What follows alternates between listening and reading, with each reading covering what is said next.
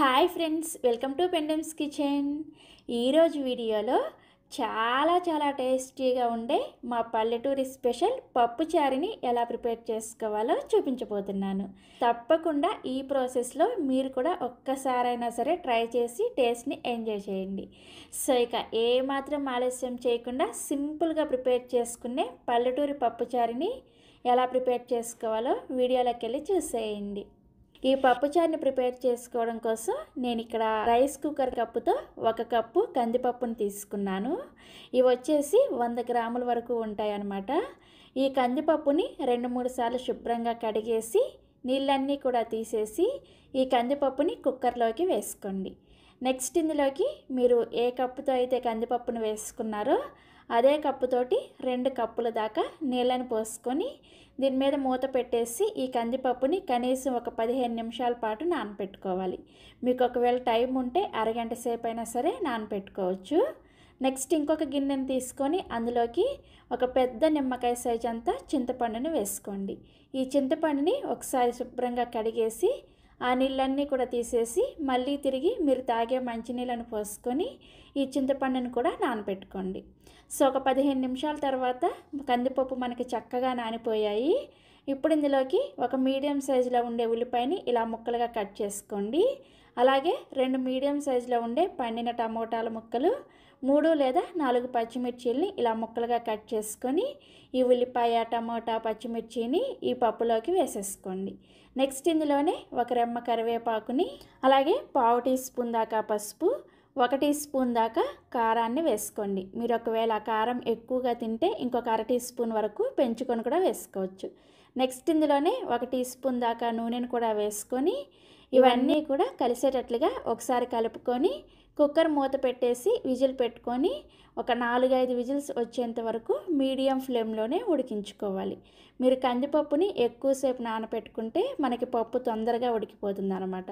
ఒకవేళ మీకు టైం లేకపోతే కందిపప్పు నానపెట్టకుండా కూడా చేసుకోవచ్చు. సో ఇక్కడ నేను కుక్కర్ 5 విజిల్స్ వచ్చి విజిల్కున్న ఆవిరి మొత్తం కూడా పోయిన తర్వాత మూత తీసి మీకు చూపిస్తున్నాను. చూసారా, మనకి పప్పు చక్కగా ఉడికిపోయింది కదా. ఇప్పుడు ఇందులోకి మీ రుచికి సరిపడా ఉప్పుని వేసుకొని ఈ పప్పుని పప్పు గుత్తితో ఈ విధంగా బాగా మెదుపుకోండి. మనకి పప్పు చారు చేసుకునేటప్పుడు పప్పు పలుకులుగా లేకుండా బాగా మెత్తగా మెదుపుకున్నారంటే పప్పు చారు చిక్కగా ఉంటాయి అన్నమాట. లేదంటే కొంచెం అక్కడక్కడ పలుకులుగా మెదుపుకున్నా కానీ నో ప్రాబ్లం. పప్పుని ఈ విధంగా మెదిపిన తర్వాత ఇప్పుడు ఇందులోకి మనం ముందుగా నానబెట్టుకున్న చింతపండు ఉంది కదా, ఆ చింతపండుని గట్టిగా పిసికేసి ఈ చింతరసాన్ని ఈ పప్పులోకి వేసుకోండి. ఇలా చేయి అడ్డం పెట్టి వేసుకున్నారంటే చింతపండు అనేది పప్పులో పడకుండా ఉంటుంది అనమాట. ఇది కొత్తగా వంట నేర్చుకునే వాళ్ళ కోసం చెప్తున్నాను. సో ఈ విధంగా ఒకసారి చింతపండు రసాన్ని వేసుకున్న తర్వాత నెక్స్ట్ మళ్ళీ ఇదే చింతపండులోకి 1 గ్లాసు వరకు నీళ్ళని వేసుకొని మళ్ళీ ఇదే విధంగా చింతరసాన్ని తీసుకొని ఈ పప్పులోకి వేసుకోండి.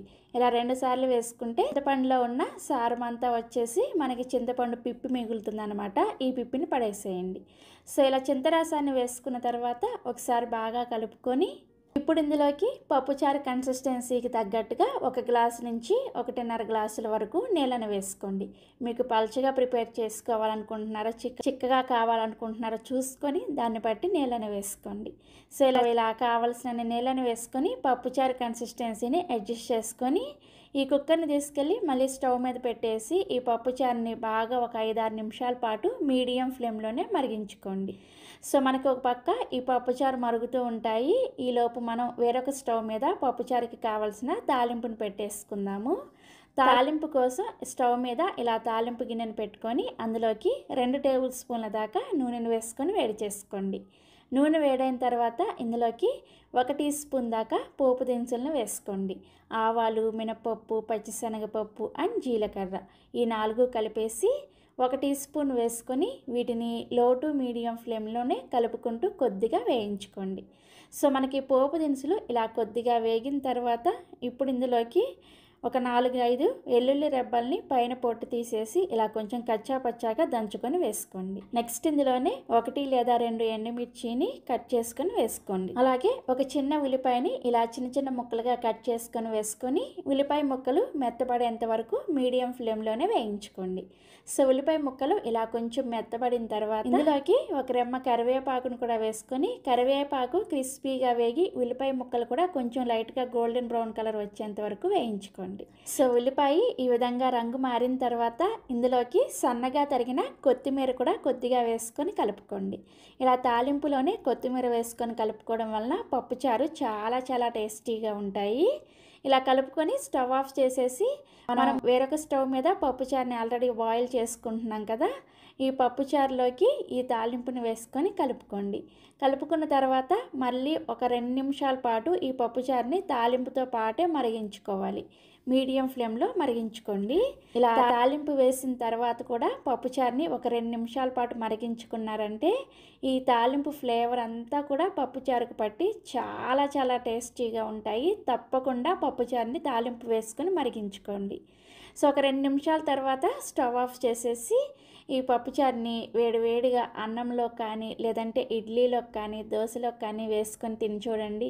చాలా చాలా టేస్టీగా ఉంటాయి.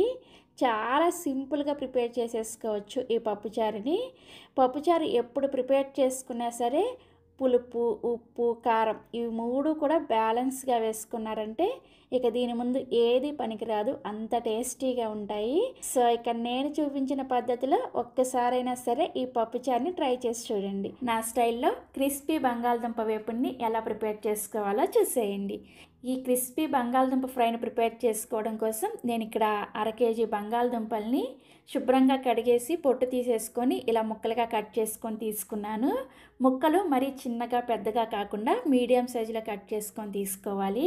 సో ఇలా కట్ చేసుకున్న ఈ బంగాళదుంప ముక్కల్ని 2-3 సార్లు శుభ్రంగా కడిగేసేయండి. ఇలా కడిగిన తర్వాత నీళ్లు చూసారంటే మనకి ట్రాన్స్పరెంట్గా ఉండాలన్నమాట. అంటే తెల్ల తెల్లగా ఉండకూడదు. అలా వచ్చేంత వరకు ఈ బంగాళదుంప ముక్కల్ని శుభ్రంగా కడగండి. ఇలా కడిగిన తర్వాత ఇందులోకి 1 టీ స్పూన్ ఉప్పుని వేసుకొని ఉప్పు నీళ్ళల్లో మళ్ళీ బంగాళదుంప ముక్కల్ని ఒకసారి కడగండి. ఇలా కడగడం వల్ల బంగాళదుంప ముక్కలు రంగు మారకుండా ఉంటాయి. సో ఇలా కడిగిన బంగాళదుంప ముక్కల్ని నీళ్లు లేకుండా ఈ బంగాళదుంప ముక్కల్ని మాత్రమే ఒక గిన్నెలోకి వేసుకొని రెడీగా పక్కన పెట్టేసుకోండి. నెక్స్ట్ ఇప్పుడు ఫ్రై కోసం స్టవ్ మీద ఇలా ఒక ప్యాన్ పెట్టుకొని వేడైన తర్వాత 2-3 టేబుల్ స్పూన్ల నూనె వేసుకొని వేడి చేసుకోండి. నూనె వేడైన తర్వాత ఈ బంగాళదుంప ముక్కల్ని వేసేసుకొని కలుపుకుంటూ లో టు మీడియం ఫ్లేమ్లోనే బంగాళదుంప ముక్క లోపల వరకు ఉడికి క్రిస్పీగా అయ్యి కొంచెం లైట్గా గోల్డెన్ బ్రౌన్ కలర్ వచ్చేంత వరకు కలుపుకుంటూ వేయించుకోండి. మంటని మీడియంకి హైకి అడ్జస్ట్ చేసుకుంటూ ఫ్రై చేసుకోండి. అప్పుడే మీకు బంగాళదుంప ఫ్రై క్రిస్పీగా వస్తుంది అనమాట. సో ఒక 5 నిమిషాల తర్వాత మీకు నేను చూపిస్తున్నాను చూసారా, బంగాళదుంప ముక్క లోపల వరకు చక్కగా ఉడికి ఈ విధంగా కొంచెం లైట్గా రంగు మారి ఉంటుంది. ఇప్పుడు ఈ బంగాళదుంప ముక్కల్ని ఒక ప్లేట్లోకి తీసుకొని రెడీగా పక్కన పెట్టేసుకోండి. నెక్స్ట్ ఇప్పుడు ఇదే కడాయిలోకి 1 టీ స్పూన్ దాకా పోపు దినుసులను వేసుకోండి. ఆవాలు, మినప్పప్పు, పచ్చిశనగపప్పు అలాగే జీలకర్ర ఈ 4 కలిపి 1 టీ స్పూన్ వేసుకొని 4-5 కచ్చా పచ్చాగా దంచిన వెల్లుల్లి రెబ్బలు అలాగే 2 ఎండుమిర్చి, 1 రెమ్మ కరివేపాకును కూడా వేసుకొని పోపుని లో ఫ్లేమ్లోనే వేయించుకోండి. సో పోపు దినుసులు చక్కగా వేగిన తర్వాత ఇందులోకి మనం ముందుగా వేయించుకున్న ఈ బంగాళదుంప ముక్కల్ని కూడా వేసుకొని ఒకసారి కలుపుకొని మరొక 2 నిమిషాల పాటు లో ఫ్లేమ్లోనే వేయించుకోండి. సో 2 నిమిషాల తర్వాత ఇందులోకి 1/2 టీ స్పూన్ దాకా పసుపు, 1 టీ స్పూన్ దాకా కారం. కారాన్ని ఇంతే వేసుకోవాలని ఏమీ లేదు, మీరు ఎక్కువ తక్కువ కూడా చూసుకొని వేసుకోవచ్చు. అలాగే రుచికి సరిపడా ఉప్పుని, 1 టీ స్పూన్ ధనియాల పొడిని, 1/2 టీ స్పూన్ జీలకర్ర పొడిని, 1/2 టీ స్పూన్ గరం మసాలా వేసుకొని ఇవన్నీ కూడా బంగాళదుంప ముక్కలకి పట్టేటట్లుగా లో ఫ్లేమ్లోనే కలుపుకుంటూ 1 నిమిషం పాటు వేయించుకోండి. ఈ మసాలా పౌడర్స్ వేసుకున్న తర్వాత ఎక్కువసేపు వేయించకూడదు. ఎక్కువసేపు వేయించారంటే మసాలా పొడులు అన్నీ కూడా మాడిపోయి బంగాళదుంప వేపుడు టేస్ట్ అంతా కూడా మారిపోతుంది అనమాట. అందుకని జస్ట్ 1 నిమిషం పాటు వేయించేసుకొని చివరిగా ఇందులోకి సన్నగా తరిగిన కొత్తిమీర కూడా కొద్దిగా వేసుకొని కలుపుకొని స్టవ్ ఆఫ్ చేసేసి వేడిగా ఈ క్రిస్పీ బంగాళదుంప వేపుడిని రసంతో కానీ పప్పుచారుతో కానీ పక్కన పెట్టుకొని ఈ బంగాళదుంప వేపుడిని ఎంజాయ్ చేయండి. ఒక్కసారి ట్రై చేసి చూడండి, చాలా ఈజీగా ప్రిపేర్ చేసుకోవచ్చు. చాలా చాలా చాలా టేస్టీగా ఉంటుంది. బంగాళదుంప అంటే ఇష్టం లేని వాళ్ళు ఎవరు ఉంటారు చెప్పండి. నిజంగా అందరు కూడా ఇష్టపడి తింటారు. తప్పకుండా మీరు కూడా ఈ బంగాళదుంప వేపుడిని నా పద్ధతిలో ఒకసారి ట్రై చేసి చూడండి. ట్రై చేస్తారు కదా, ట్రై చేసిన తర్వాత మీ ఫీడ్బ్యాక్ని నాతో షేర్ చేసుకోవడం అస్సలు మర్చిపోవద్దు. Thank you.